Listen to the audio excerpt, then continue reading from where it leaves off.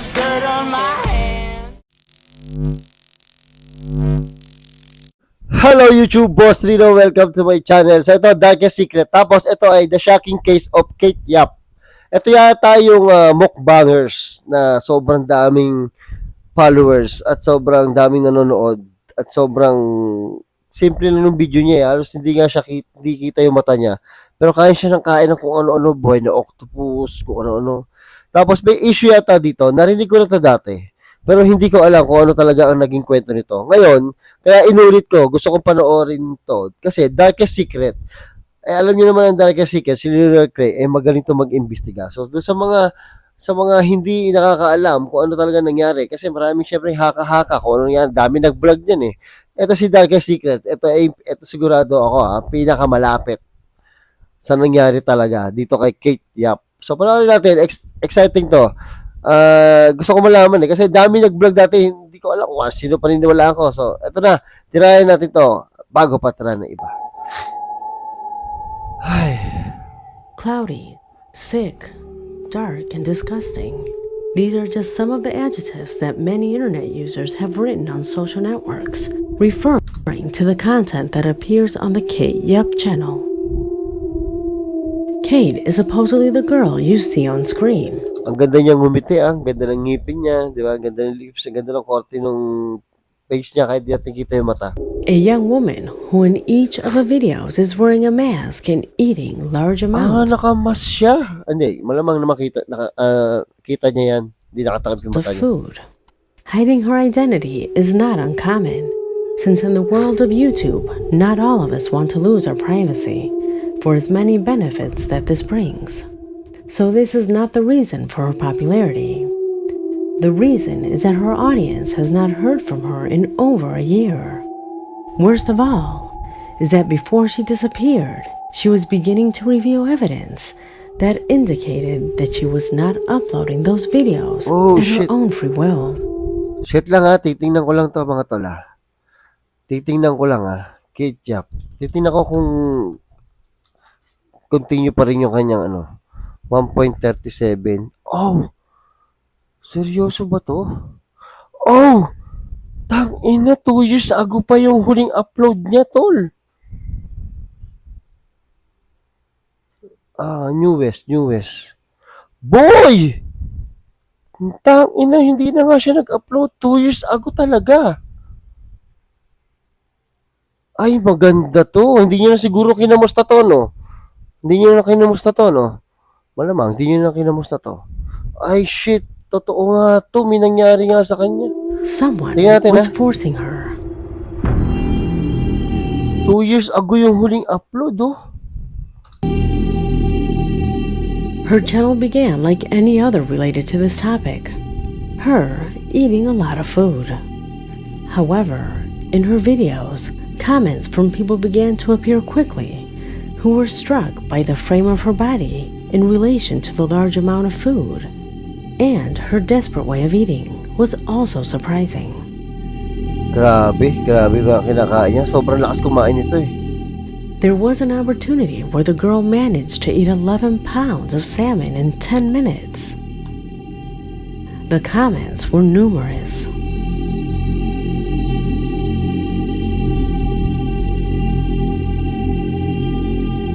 Parang ginugutom, no? Tapos pagka meron ng mukbang, kakain ng marami. Kaya gutom na gutom. Tapos may mga pasapa pa to, alam ko When these comments began to abound, Kate, or whoever managed her channel, began to publish strange comments.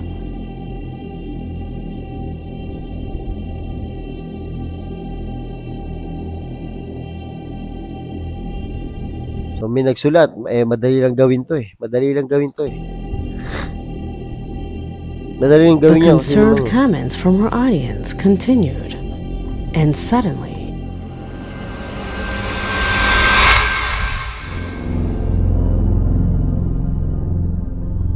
Kate deactivated the comments that were alerting about her physical status.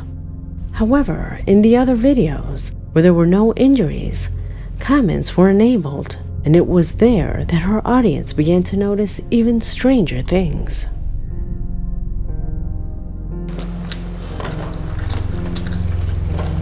Ang payat na niya dito.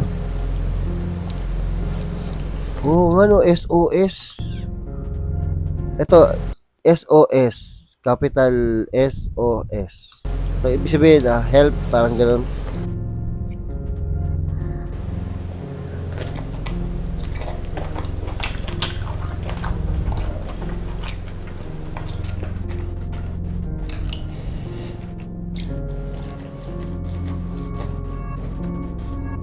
Ang ano nito?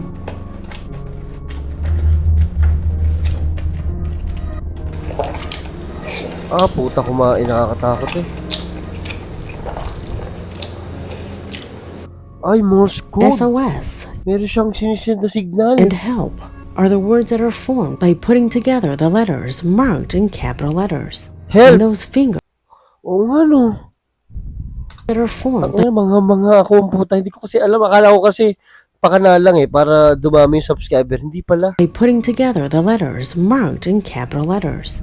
And those fingers that she moves in such a particular way, according to some, correspond to a message that she sends in a Morse code, messages of help, due to that someone is forcing her to upload this content, that practically the girl is kidnapped. At tanong ko lang, kung siya ang nag-e-edit nun, kung siya ang nag-e-edit yan at siya ang humihingi ng help, siya nag-e-edit, di ba? Humihingi siya ng help. So, ibig sabihin, siya gumagawa ng video kasi siya pa rin yung nag-e-edit eh. Di ba? Alam naman, kinidnap siya, pinibidyoan siya, tapos siya pa rin yung mag-e-edit. Parang, dapat ang nag-e-edit dyan, yung kumidnap sa kanya, di ba? O yung nagpo-force sa kanya. Ilan tingin ko tingnan pa natin. According to our audience, this would already be sufficient evidence to demonstrate the ordeal that this young woman is suffering at the hands of the person who supposedly has her kidnapped. On the other hand, there were also several who tried to refute this hypothesis by saying that it sounds illogical that the captors allow Kate to edit her own videos, since it would be easy for her to go ahead and send a direct message for help. But you have to think about the possibilities. Maybe her captors are there with her while she edits. Okay. Maybe they keep her offline. Galing, naisip ko yun, no? Tapos yung pala hindi naisip niya eh. Oo nga, pwedeng binabantayan siya habang nag-i-edit. So, yung ginawa niyang gano'n, signal na mga gano'n, para hindi halata. Nice. Or the simplest thing. Maybe the one holding her captive is someone devious enough to deliberately write something like that, used as a taunt, as if to increase adrenaline. Only someone sick-minded can kidnap someone, force her to go out in public, and could feel adrenaline or some pleasure when posting those kinds of messages, as if to mock his victim even more. In other videos, more direct messages have appeared. Watch.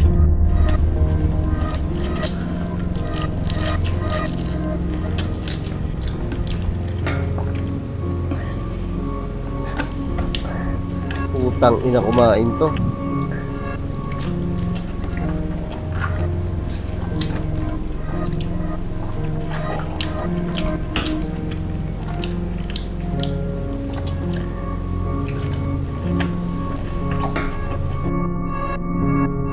Can you visualize her captor writing this message on purpose just to feel more adrenaline or more pleasure? The cases of real captors who help the families of the victims or who go out directly in public with the victim are known. There is something twisted in the act of taking risks in this way. Unfortunately, due to the divided comments, everything remained as a simple theory. The wounds on her body continued. The strange comments continued.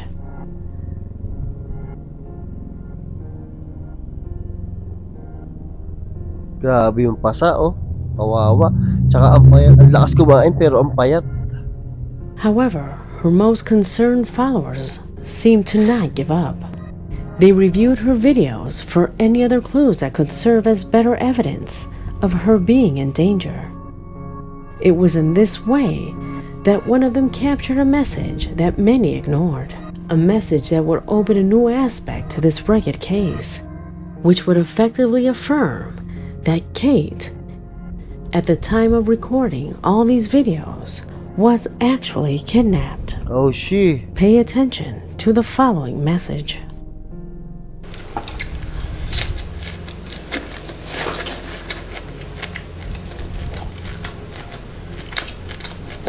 In the text, she clarifies that there is no one there while she's recording and that she is alone in her home. However, Utak eh, oh. Utak oh.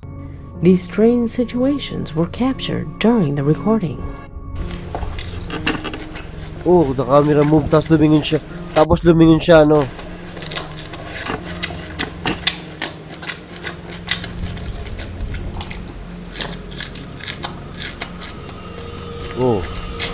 Oh, inayos.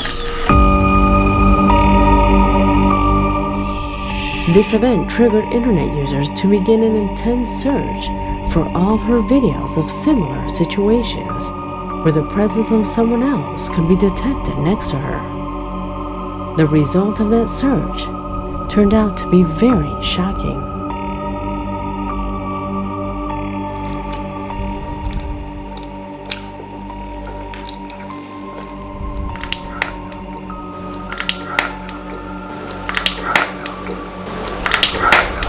Oh, may nagpapabili sa kanya.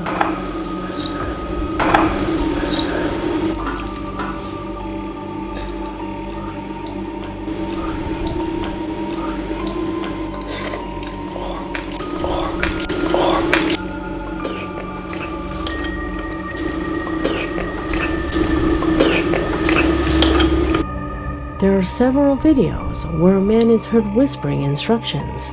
Also, in some fragments, it is observed how the girl stops abruptly, as if paying attention to someone.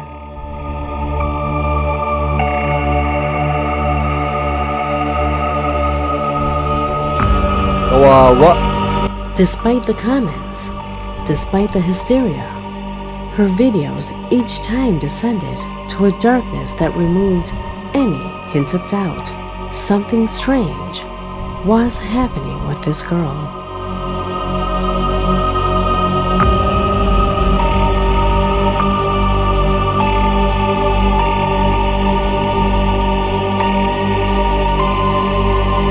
Oh, gago.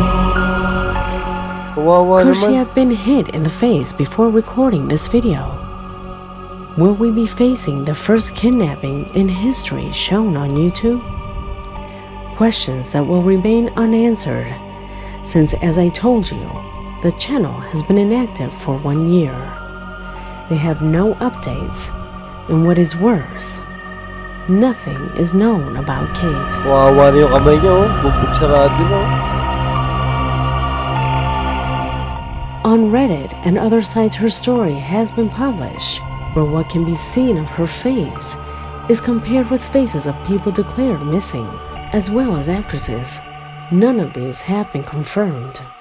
On YouTube, many videos have been published based on this topic, many discarding the veracity of her story, bringing out the inconsistencies in comments, such as the one in which it mentions that she wears a mask because her nose is deformed, but that in the end, it is not true, since in many videos her nose is seen without problems.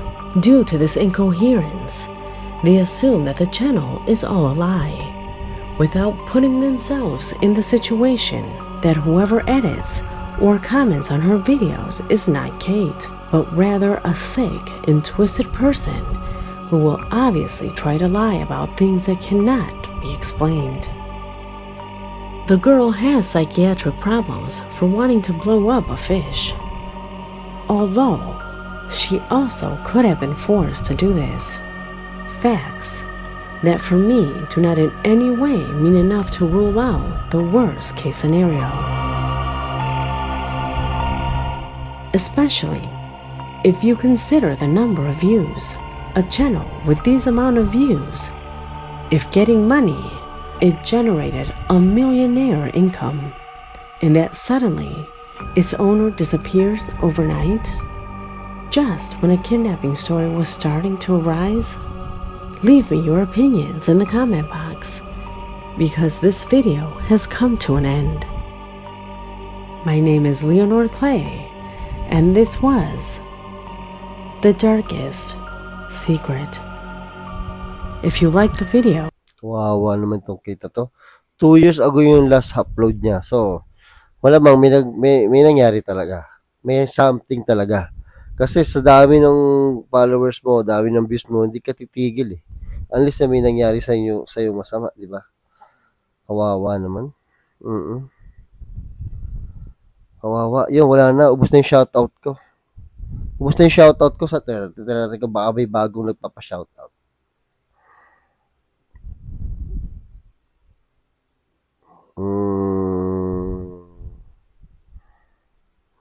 Wala na.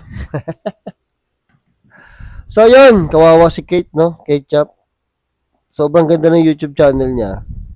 Sobrang ganda ng content niya. Kasi bihira yung ganun eh. Pero, may something eh. Kasi may mga bruise, di ba? May mga payat-payat niya. Tapos, ina yung ngipin. Natanggal na lang biglang ganun. Di ba? Pwedeng hindi siya tututbrush. Kasi, nakakakulong nga siya. Di ba? Tapos, yung mga SOS, yung help doon sa edit. Kawawa. Ganun pala istorya nito. Ganda pala. Kaya pala nag-trending to. Tangina ngayon ko lang, hindi ko inaalam kasi dati. Kasi uso dati yung yung pakulo-pakulo. Eto, napatunayan ko, hindi to pakulo. Kasi wala na siyang sunod na upload. So, malamang may nangyari. Sana okay lang siya. No? Pag-pray natin. So, yun, maraming salamat sa panonood. Sana nag-enjoy kayo. At hanggang sa muli. I came from the mud. There's dirt on my hands.